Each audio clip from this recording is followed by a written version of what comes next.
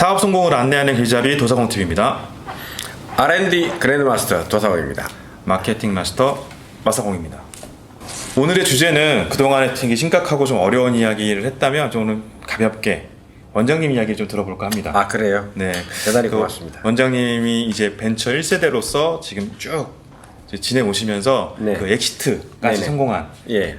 제가 알기로는 60억 가까이 엑시트 예. 성공한 네. 그 썰을 자주 들었는데 오늘은 그것을 오늘 이제 시청자분들께 한번 편안하게 네. 나 때는 말이야, 네, 맞습니다. 내가 왕년엔 말이야, 네네. 네, 한번 얘기해 주시면 좋을 것 같습니다.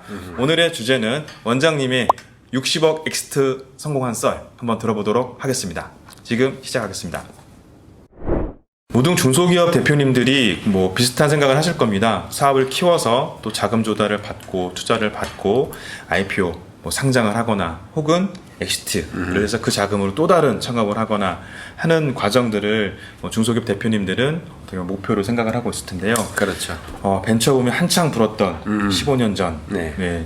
그때부터 이제 창업을 하셨던 벤처 1세대신데 그때 이야기를 좀 들어보고 싶습니다. 예. 어떻게 창업을 하게 되셨고 어떻게 하시게 됐는지 예. 그 멘토로서 네네. 나 때는 말이야. 예. 한번 얘기해 주십시오.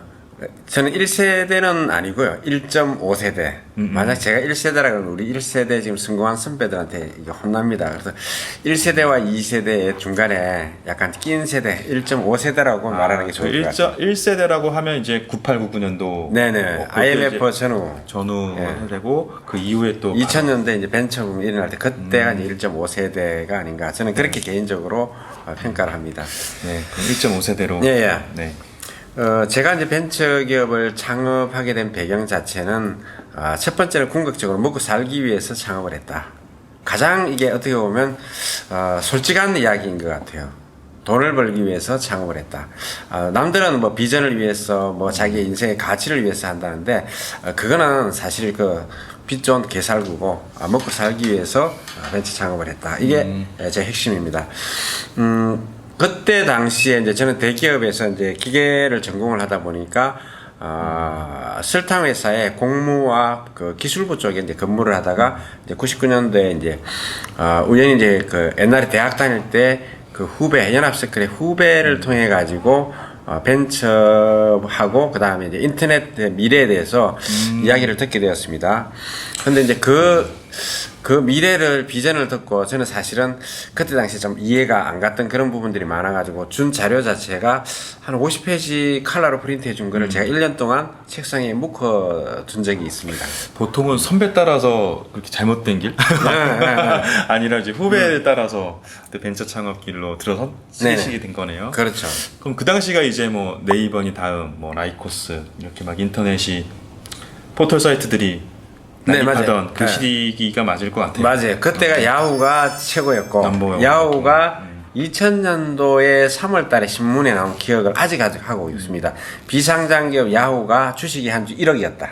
조선일보에 나왔던 기사 내용이었습니다. 뭐 비상장이었으니까. 네. 그럼 그때 당시에 네이버는 10만이 뭐 라이코스 이렇게 해가지고 저 밑에 있었어요. 사실은. 오랜만에 듣네요. 10만이. 네, 아마 조금 이제 연차 되신 선배님들은 아시겠지만 찾아와 라이코스 하면 흑표범이 나왔던 광고 그렇죠, 좀 맞아요. 나왔었고 그때 기억이 납니다. 네, 그렇다면은 이제 어떤 아이템으로 이제 창업을 하시게 된 건가요? 그거 묶어뒀던 그 50페이지짜리 회사 속에서. 그때 당시에 이제 후배가 준 거는 이제 그 인터넷 세상에 대한 미래 그 부분을 칼라로 출력한 그건데 그걸 보고 저는 사실 이게 사실이라면 진짜 인생을 바쳐도 되겠다라고 그때 생각을 했었어요. 그때 98년도 99년도였는데 그때 당시에는 사실은 그 대기업들이나 일반 기업들이 홈페이지를 갖고 있지 않은 시대였어요. 그때 당시에 홈페이지를 오픈하면 신문에 기사거리가 이렇게 나왔어요. 지금 누구나 갖고 있는 홈페이지가 기사가 될 정도로. 예. 저도 기억이 납니다. 네. 그때 당시에 이제 그 후배가 기업 간 전자상거래 중에 인터넷 무역, 지금 여러분들이 아시나면 알리바바하고 유사한 비즈니스 모델을 갖고 출발을 했었어요. 20년 전에. 그렇죠. 그때 당시에 이제 알리바바와 유사한 그런 비즈니스 모델을 만들었는데 그때 알리바바의 대표가 누구였죠? 그 마윈. 네. 예. 그 아주 야윈 그 마윈이 미국에서 그 알리바바를 만들 때 한국에서는 우리 후배님이 그 티페이지 글로벌이라고 거의 알리바바에 버금갈 정도로 사실은 기업 간 전자상거래 사이트를 오픈을 했었습니다. 그래서 2000년도 초반기에 전 세계 기업의 데이터베이스를 100만 개를 돌파할 정도로 그때 당시에 사실은 그 인터넷 붐이 일어날 때 기업 간 전자상거래가 이슈가 되지 않는 시기였지만 상당히 촉망받아가지고 언론 그 다음에 대학교 굉장히 초청을 많이 받았던 친구였습니다. 근데 그때 당시 99년도에 같이 이제 홈페이지부터 시작을 했었어요. 네. 그때 이슈가 인터넷 무역 박람회. 지금으로 말하면 사이버의 디지털 카탈로그로 박람회를 열었었어요. 그때 제가 이제 언론을 담당을 하고 그 다음에 이제 미래의 먹거리를 위해서 현재의 먹거리를 위해서 홈페이지를 영업을 하고 이렇게 하고 있었어요. 6개월 정도 하는데 네. 우리 이제 그 주로 이제 한 20억 가까이 펀딩이 됐어요. 그 당시에 네, 그 당시면 어마어마한 돈이었어요. 네. 그게 사실은 저희 지금 이제 투자 단계가 뭐 시드, 뭐 엔젤, 뭐 시리즈 A, B 이렇게 단계별로 있는데 네. 턱 하고 20억을 베팅할 만큼 뭐 그게 조합에서 진행된 건지 이제 그룹으로 예를 들어서 이제 우리가 태영 SBS의 모기업인 예. 태영 건설 예. 그 다음에 몇 개 기업이 그룹으로 합쳐가지고 5억씩 해가지고 네 군데에서 20억이 펀딩이 됐어요. 펀딩이 돼서 그렇군요. 네. 와, 대단했습니다. 네. 그러고 난 다음에 원래는 이제 저기 뭐야 그 여러분들 혹시 그 예전에 광고를 보면 돈을 줍니다. 요새 그런 코인 다단계 사이트들도 골드뱅크. 여러분 골드뱅크가 그 어디냐면 저 천호동에 힐탑 오피스텔에서 창업을 해가지고 대박을 터뜨렸어요. 근데 공교롭게도 그 후배도 저도 네. 시작을 힐탑 오피스텔에서 했어요.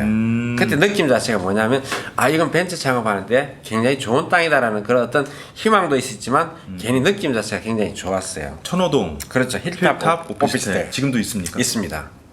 창업하는 아주 그 좋습니다. 좋은 기운을 받아야 되겠다. 네. 지금은 현재는 모르겠습니다. 네. 그래서 그 친구는 투자를 받고 테크노마트의 강변 그쪽으로 옮겼습니다. 그리고 저는 이제 따라가지 않고 남아가지고 이제 홈페이지 만드는 회사부터 시작을 했었습니다. 그 당시에. 예. 아침에 출근하면 신문을 펼치면 웬만한 대기업들은 광고에 보면 홈페이지가 있으면 홈페이지를 하는데 홈페이지 거의 없었습니다. 그러면 전화해가지고 홈페이지 영업을 하기 시작했습니다. 그러면 하루에 5개 회사를 방문해서 미팅한 적도 있습니다. 그러면 즉석에서 당일날 계약하는 회사도 있었어요. 홈페이지 만드는데. 그 당시는 지금은 뭐 무료로 만들어준 홈페이지도 많지만 그런 그때는 빌더도 비쌌습니다. 많지만 부르는 게 값이었겠네요. 그렇죠. 그래서 하나 계약하고 그다음 컴퓨터 한 대 사고 아르바이트 한 명 고용하고 또 그 다음에 계약하고 컴퓨터 한 대 사고 아르바이트 이렇게 해가지고 하나씩 사가 5명까지 이제 직원을 두고 그러면서 이제 후배가 했던 그 B2B 부분을 저는 이제 그 친구는 무역 중심이었고 알리바바 저는 국내 기업 간 전자상거래 왜냐하면 대기업에서 근무했던 그 구매하고 그 다음에 여러 가지 어떤 흐름 자체를 이해를 하기 때문에 그걸 쓸게 기획을 제가 했었습니다. 그렇다면 최근에 뭐 이제 많은 스타트업들이 공동 창업자 간의 분쟁도 있고 네. 잘 됐을 때의 뭐 지분 다툼도 있었을 텐데 그 후배님이랑은 어떤 전혀 그런 어떤 다툼이라는 게 그런 게 없고 서로 이제 가는 길이 좀 다르었던 그런 부분이고 그리고 또 이제 약간 독자적으로 하고 싶은 그런 어떤 인간적인 욕구 그게 어떻게 보면 이제 불쑥불쑥 올라왔다라고 보면 되겠죠. 그래서 그 친구는 거의 승승장구를 했습니다. 사실은. 그래서 아마 우리 국내에서 무역 부분에 대해서 국가에서 이제 무역협회 아니면 코트라에서 만든 사이트가 사실 그 친구는 타이밍을 유료화를 선언해 버렸어요. 우리 국내에 있는 사이트는 공공기관에서는 무료화를 선언해 버리고. 네네. 그러니까 엄청난 모험을 한 거예요, 사실은. 그게 사실은 조금 타이밍이 좀 너무 빨랐어. 지금 이제 코엑스에서 각각의 실습 박람회를 하게 되면 입점을 하면 뭐 200만 원, 300만 원 입점료를 내고 네. 박람회 참석하듯이 이제 온라인상에서도 박람회를 하게 되면 유료로 참석을 해서 그렇죠. 교류할 수 있도록 그렇죠. 그 다음에 이제 우리가 이제 무역을 하려고 그러면 바이어가 있어야 돼요. 예. 바이어 정보 자체도 오픈되는 게 등급이 있겠죠. 만약 내가 유료의 A 등급이다 그러면 전 세계 뭐 자파를 내가 무역을 한다 그러면 자파 바이어 리스트를 전부 다 입수가 가능하겠죠. 그러면 인콰이를 보낸다든지 인콰이를 받을 수 있는 그런 어떤 정보의 접점 자체를 차동화되는 거죠. 근데 그게 사실 100만 개의 DB를 가졌을 때 자신감이 아마 충만했을 거예요. 근데 그게 사실 우리 국내에서는 민간 기업이 성장할 수 있도록 공공기관의 이 사이트 자체가 서로 간에 경쟁을 하지만 경쟁이 견줘야 되는데 어떻게 국가에서는 무료를 써내고 여기는 유료해버리니까 자연스럽게 이쪽으로 무료 쪽으로 쏠리게 되는 거예요. 그러니까 이 가격 정책이라는 게 참 민감하고 예민한 부분인 것 같습니다. 그렇죠. 또, 무료로 진행하는 사이트들도 광고가 옆에 붙는 순간 이용자가 이탈하기도 하고 하니까 그렇죠. 그 시점을 정하는 게 상당히 어려웠어요. 네. 기준 자체도 없었을 테고 그렇죠. 좀 어려우셨을 것 같은데